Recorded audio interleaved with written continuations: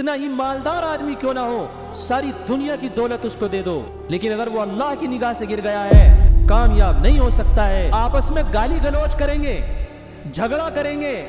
تو پھر یہ اللہ کی نگاہوں سے گر جائیں گے۔ دوسری چیز بیان فرمائی اللہ کے نبی صلی اللہ علیہ وسلم نے، وَإِذَا تَرَكَتِ الْأَمْرَ بِالْمَعْرُوفِ وَالنَّهْيَ عَنِ الْمُنكَرِ، اس امت کو بہترین امت اللہ نے اس لیے کہا کہ یہ لوگ برائیوں سے روکتے ہیں، اگر کہیں پر برائی کا کام ہو تو اس سے روکتے ہیں،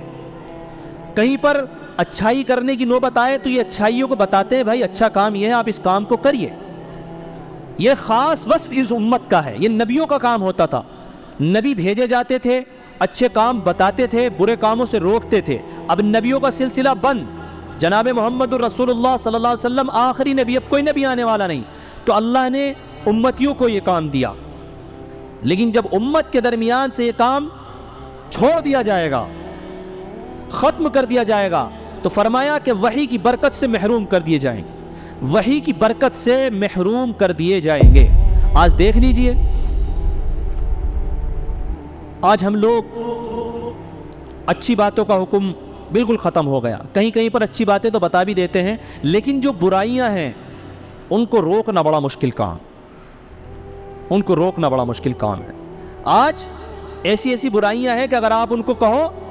تو اللہ اکبر، الٹے مقدمے تم پہ ہونے کو تیار ہیں، یا بدنام کر رہے ہیں، ہمارے اوپر الزام لگا رہے ہیں، الٹے مقدمے تم پہ ہونے کو تیار ہیں، اتنی برائیاں عام ہو رہی۔ اور آج دیکھیے صورتحال، دیکھیے ہمارے تبلیغی جماعت کے بھائی،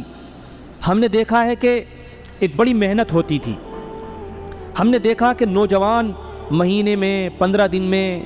جماعت میں جا رہے ہیں، وہاں جا کر اپنا آپ کو سنبھال رہے ہیں، وہاں سے جب آ رہے ہیں تو ماشاءاللہ عمامہ باندھ رہے ہیں، داڑیاں رکھ لی ہیں اور عمامہ باندھ کر جمعہ پڑھنے آ رہے ہیں، بڑا خوبصورت منظر ان کا ہوتا تھا۔ لیکن آج ہم اپنی بستی کی حالت دیکھیں، تبلیغی جماعت کا کام بھی جو ہے بالکل ڈاؤن میں چلا گیا،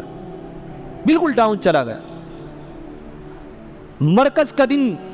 منگل میں ہوتا ہے، ہونا یہ چاہیے کہ مرکز کا مطلب یہ ہوتا ہے کہ پورے شہر کی جتنی بھی مسجدیں ہیں انہوں نے پورے ہفتے کیا کیا کارگزاریاں کی ہیں، کتنے لوگ جڑے ہیں، کتنے لوگ جماعت میں نکلنے کے لیے تیار ہوئے ہیں، پورے شہر کا جڑنا چاہیے۔ لیکن وہی گنتی کے 10-15 لوگ،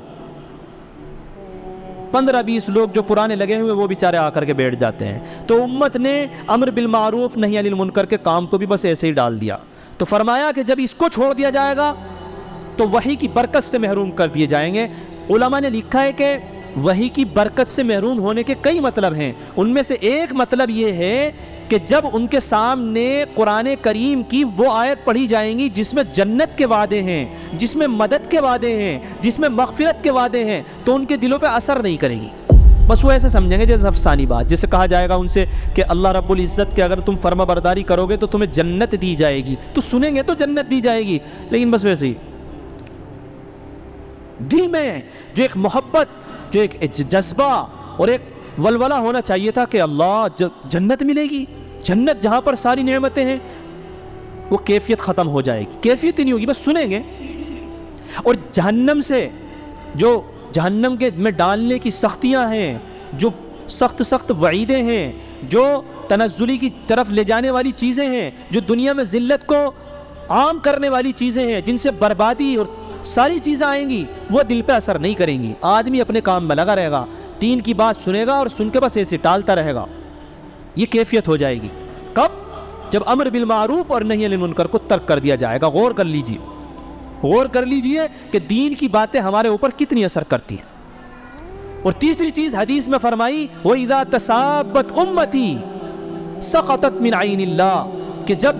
میری امت کے لوگ آپس میں گالی گلوچ کریں گے، جھگڑا کریں گے، تو پھر یہ اللہ کی نگاہوں سے گر جائیں گے۔ اور خدا کی قسم، کوئی کتنا ہی مالدار آدمی کیوں نہ ہو، ساری دنیا کی دولت اس کو دے دو، لیکن اگر وہ اللہ کی نگاہ سے گر گیا ہے